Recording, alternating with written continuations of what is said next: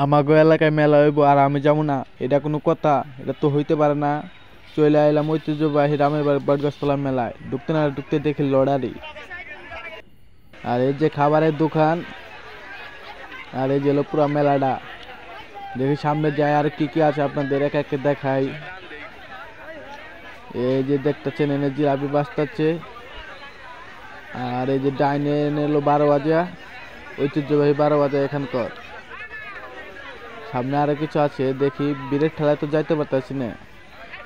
এই যে আর এক ঝালমুড়িওয়ালা, এই যে ঐতিহ্যবাহী শাহাদত চাচা ঝালমুড়ি বলছে, ওই যে বাদামালা, মোটামুটি সব কিছু আছে। আর এই যে বাঙালির জিলাপি, জিলাপি না হলে কিন্তু চলবো না। আর এই যে ঐতিহ্যবাহী বট গাছটা, এই বট গাছের নিচে তো মেলাটা বহে আর কি। এই মাছ, এই সামনে দিয়ে মিষ্টি, সাদা মিষ্টি, কালা মিষ্টি, কালো জাম। এই যে খই, খই না হলে তো বাঙালি মেলায় বসে না। খই নিবেন, দুধটা ভিজা ভিজা খাইবেন। বিন্নি বস্তা বস্তা লয়েছে সব।